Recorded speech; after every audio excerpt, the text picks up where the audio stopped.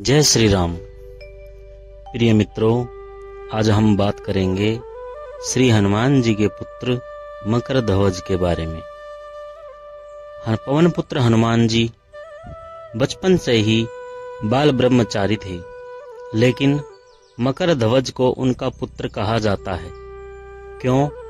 यह कथा उस मकरध्वज की ही है।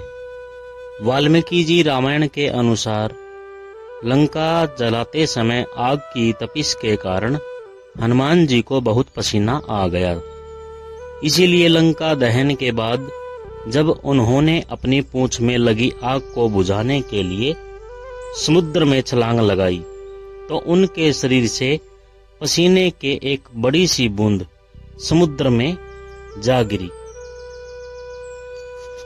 उसी समय एक बड़ी मछली ने भोजन समझ करके उस बूंद को निगल लिया। उसके उदर में जाकर वह बूंद एक शरीर में बदल गई।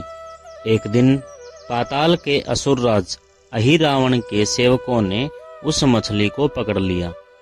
जब वे उसका पेट चीर रहे थे तो उसमें से वानर की आकृति का एक मनुष्य निकला। वे उसे अहिरावण के पास ले गए। अहिरावण ने उसे पातालपुरी का रक्षक नियुक्त कर दिया।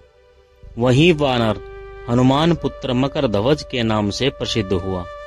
जब श्री राम और रावण का युद्ध हो रहा था, तब रावण की आज्ञा के अनुसार अहिरावण राम और लक्ष्मण का अपहरण करके उन्हें पातालपुरी में ले गया।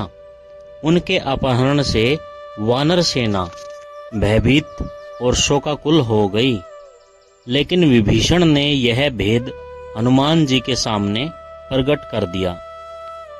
प्रभु राम और श्री लक्ष्मण जी की सहायता के लिए हनुमान जी पातालपुरी पहुंच गए। जब उन्होंने पाताल के द्वार पर एक वानर को देखा तो वे आश्चर्यचकित हो गए। उन्होंने मकरध्वज से उसका परिचय पूछा। मकरध्वज ने उसी समय अपना परिचय देते हुए बोले कि मैं हनुमान का पुत्र मकरध्वज हूँ और पातालपुरी का द्वारपाल हूँ। मकरध्वज की बात सुनकर श्री हनुमान जी क्रोधित होकर बोले, यह तुम क्या कह रहे हो दुष्ट? मैं बाल ब्रह्मचारी हूँ, फिर भला तुम मेरे पुत्र कैसे हो सकते हो? हनुमान का परिचय पाते ही मकरध्वज उनके चरणों में गिर गया और उन्हें प्रणाम करके अपनी उत्पत्ति की कथा भी सुनाई। श्री हनुमान जी ने भी मान लिया कि वह उनका ही पुत्र है, लेकिन यह कहकर वे अभी अपने श्री राम और लक्ष्मण को से ही द्वार की ओर बढ़े। वैसे ही मकरध्वज उनका मार्ग रोकते हुए बोला, पिताश्री, यह सत्य है कि मैं आपका पुत्र हूँ, लेकिन अभी मैं अपने स्वामी की सेवा में हूँ, इसलिए आप अंदर नहीं जा सकते। श्री हनुमान जी ने मकरध्वज को अनेक प्रकार से समझाने का प्रयास किया, किंतु वह द्वार से नहीं हटा। तब दोनों में घोर युद्ध शुरू हो गया। देखते ही देखते श्री हनुमान जी उसे अपनी पूंछ में बांधकर पाताल में प्रवेश कर गए। हनुमान जी सीधे देवी मंदिर में पहुंचे, जहां अहिरावण ने श्री राम और लक्ष्मण की बलि देने वाला था।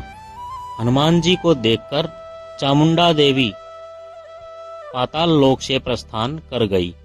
तब हनुमान जी ने देवी रूप धारण करके वहां स्थापित हो गए।